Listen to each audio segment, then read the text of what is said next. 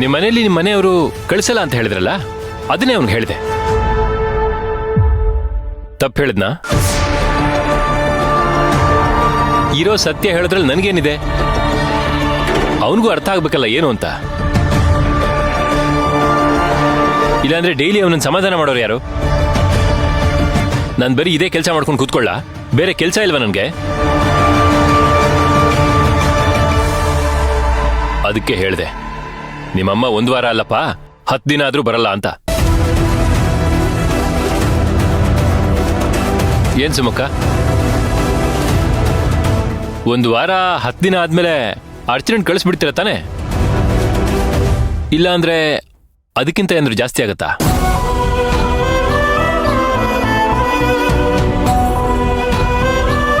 ಯಾಕೆಂದ್ರೆ ನಿಮ್ಗೆ ತುಂಬಾ ಜನ ಜ್ಯೋತಿಷಿಗಳಿರ್ತಾರೆ, ಅವ್ರ ಹತ್ರ ಜಾತಕ ತೋರಿಸ್ಬೇಕು. ಅವ್ರೇನಾದ್ರು ಹೇಳಿದ್ರೆ ಇನ್ನೊಂದಷ್ಟು ದಿನ ಮನೇಲಿ ಇಟ್ಕೊಳ್ತೀರಾ ಅಂತ ಹೇಳುದು. ಅಡೆ ಅಂದ್ರೆ ನಾವು ಸಹಜವಾಗಿ ಮಾತಾಡಿರೋ ಮಾತನ್ನ ನೀವು ಮನಸ್ಸಿಗೆ ತಗೊಂಡು ಚುಚ್ಚಿ ಹಂಗಸಿ ಮಾತಾಡ್ತಾ ಇದ್ದೀರಾ. ಮನಸ್ಸಿಗೆ ತುಂಬಾ ನೋವಾಗ್ತದೆ ಅಳಿ ಅಂದ್ರೆ. ಭಾವ, ನಾನು ನಿಮ್ಮನ್ನ ಚುಚ್ಚಿ ಮಾತಾಡಿಸ್ತಾ ಇಲ್ಲ, ಅನ್ಸಿದ್ದನ್ನು ಮಾತಾಡ್ತೀನಿ. ಒಂದ್ ವೇಳೆ ನಾನು ಆ ಥರ ಮಾತಾಡಿದ್ರೆ ದಯವಿಟ್ಟು ನನ್ನ ಕ್ಷಮಿಸ್ಬಿಡಿ. ಆದ್ರೆ ನನ್ಗೆ ಯಾಕೆ ಅನುಮಾನ ಬಂತು ಅಂದ್ರೆ, ನೀವೇ ನಮ್ಮಿಬ್ಬರಿಗೆ ಹನಿಮೂನ್ಗೆ ಪ್ಲಾನ್ ಮಾಡಿದ್ರಿ, ಹೋಗ್ ಬನ್ನಿ ಅಂತಾನೂ ಹೇಳಿದ್ರಿ. ಆವಾಗ ನಮ್ ಜಾತಕದಲ್ಲಿ ಯಾವ ಸಮಸ್ಯೆನೂ ಇರ್ಲಿಲ್ಲ, ಆ ಜ್ಯೋತಿಷಿಯಿಂದನೂ ಏನೂ ಪ್ರಾಬ್ಲಮ್ ಇರ್ಲಿಲ್ಲ. ಆದ್ರೆ ಈಗ ಜ್ಯೋತಿಷಿಗಳು ದಿಢೀರ್ ಅಂತ ಬೇಡ ಅಂತ ಯಾಕೆ ಹೇಳ್ತಿದ್ದಾರೆ? ನನ್ಗದೇ ಗೊತ್ತಾಗ್ತಿಲ್ಲ. ಅಲ್ಲ ಅಳಿ ಅಂದ್ರೆ, ನೀವ್ ಯಾಕೆ ನಮ್ಮನ್ನು ಶತ್ರುಗಳ ತರ ನೋಡ್ತಾ ಇದ್ದೀರಾ? ಎದುರಾಳಿಗಳನ್ನ ಮಾತಾಡಿಸ್ತಾರಲ್ಲ, ಆ ತರ ನಮ್ ಜೊತೆ ಮಾತಾಡಿಸ್ತಿದ್ದೀರಾ ನೋಡಿ. ಇದು ಸಹಜವಾಗಿ ನಡೆದಿರೋ ವಿಷಯ ಅಲ್ಲ. ನಾನ್ ಪ್ರತಿ ಸತಿ ಕೇಳೋ ತರ ನಮ್ಮ ಅಚ್ಚು ಜಾತಕ ನೋಡಿ ಹೇಳಿ ಅಂತ ಕೇಳ್ದೆ, ಅವರು ಇರೋ ವಿಷಯ ಹೇಳಿದ್ರು.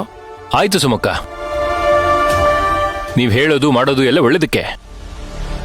ನನಗೆ ಸ್ಪಷ್ಟವಾಗಿ ಅರ್ಥ ಆಗ್ತಾ ಇದೆ. ಈಗ ನಾನು ಯಾಕೆ ಸುಮ್ಮನೆ ನಿಮ್ಮ ಹತ್ರ ಚರ್ಚೆ ಮಾಡ್ಲಿ? ರಾಘವ್ ಕಾಣ್ಲಿಲ್ಲ, ಕೋಪ ಬಂತು, ನಿಮ್ಮ ಹತ್ರ ಮನೆಗೆ ಬಂದು ಮಾತಾಡ್ತಾ ಇದ್ದೀನಿ ಅಷ್ಟೇ. ರಾಘವ್, ಹೋಗೋಣ ನಡಿ. ಸುಶಾಂತ್, ಏನಿದು? ಬೇಕು ಬೇಕು ಅಂತಾನೆ ಜಗಳ ಮಾಡ್ತಿದ್ರ ನೀವು? ಮಗು ಇಲ್ಲೇ ಇರ್ಲಿ ಬಿಡಿ. ನಾನು ರತ್ನಂ ಅವ್ರಿಗೆ ಹೇಳಿದ್ದೀನಿ, ಅವ್ನ್ ಬುಕ್ಸು ಸ್ಕೂಲ್ ಬ್ಯಾಗು ಎಲ್ಲ ಇಲ್ಲೇ ತಗೊಂಡ್ ಬರಕ್ ಹೇಳಿದ್ದೀನಿ ಬಿಡಿ. ನಾನು ಅವನನ್ನ ನೋಡ್ಕೊಳ್ತೀನಿ, ಬಟ್ಟೆನೂ ರತ್ನಮ್ಮ ಅವ್ರ ಹತ್ರನೇ ತರಿಸ್ಕೊಳ್ತೀನಿ. ಅವರೆಲ್ಲ ತಗೊಂಡ್ ಬಂದ್ ಕೊಡ್ತಾರೆ. ಓ, ರತ್ನಂ ಅವರು ತಗೊಂಬಂದ್ ಕೊಡ್ತಾರೆ. ನೀವು ರತ್ನಮ್ಮಂಗೆ ಹೇಳಿದ್ದೀರಿ, ರತ್ನಮ್ಮ ಇಲ್ಲಿ ತಗೊಂಬಂದ್ ಕೊಟ್ಬಿಡ್ತಾರೆ. ಸರಿ ಬಿಡಿ, ಎಲ್ಲವನ್ನು ನೀವೇ ಡಿಸೈಡ್ ಮಾಡಿದ್ರೆ ನನ್ನನ್ನು ಯಾಕೆ ಕೇಳ್ತಿದ್ದೀರಾ? ನನಗೇನ್ ಬೆಲೆ ಇದೆ ಇಲ್ಲಿ?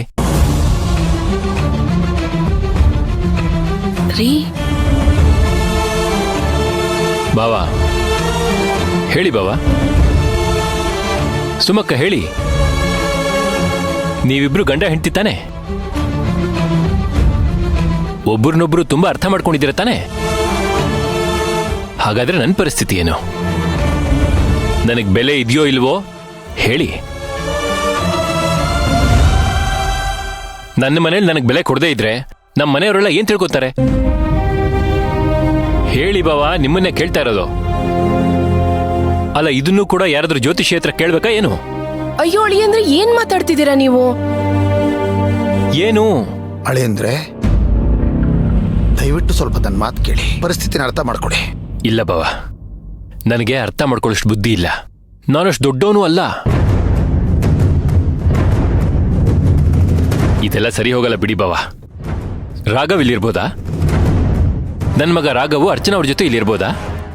ಅದರಿಂದ ಏನೂ ಸಮಸ್ಯೆ ಆಗಲ್ಲ ಅಲ್ಲ? ಸುಶಾಂತ್ ಅವರೇ, ಅವನು ಮಗು, ಅವನಿಲ್ಲಿರೋದ್ರಿಂದ ಯಾವ ಸಮಸ್ಯೆನೂ ಇಲ್ಲ. ಏನ್ ಸಮಸ್ಯೆ ಬರುತ್ತೆ?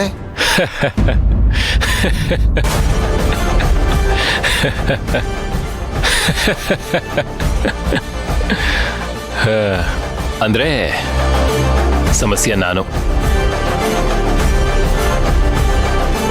ಕನ್ಫರ್ಮ್ಡ್. ನನಗೀಗ ಎಲ್ಲ ಕ್ಲಿಯರ್ ಆಗಿ ಅರ್ಥ ಆಗೋಯ್ತು.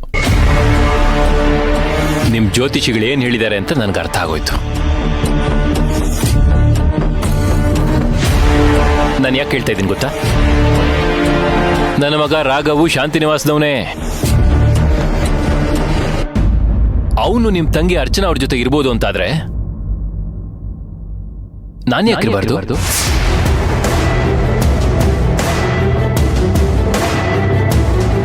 ಸುಶಾಂತ್, ಸಾಕು ಸಾಕು, ಇಲ್ಲಿಗೆ ನಿಲ್ಸಿ. ನೀವು ತುಂಬಾ ಮಾತಾಡ್ತಿದ್ದೀರಾ ಸುಶಾಂತ್. ನೋಡಿ, ನಾನು ಮತ್ತೆ ಮತ್ತೆ ಹೇಳ್ತಿದ್ದೀನಿ, ನಮ್ಮ ಅತ್ತಿಗೆ ಆಗ್ಲಿ ಅಣ್ಣ ಆಗ್ಲಿ ಇನ್ನೊಬ್ರು ಬದುಕು ಚೆನ್ನಾಗಿರಬಾರ್ದು ಅಂತ ಅವ್ರು ಯಾವತ್ತೂ ಬಯಸಲ್ಲ. ಜ್ಯೋತಿಷಿಗಳು ಏನೋ ಹೇಳಿದ್ದಾರೆ, ಆದ್ರೆ ಅವ್ರು ಅದನ್ನ ಪೂರ್ತಿ ಹೇಳ್ತಿಲ್ಲ ಅಷ್ಟೇ.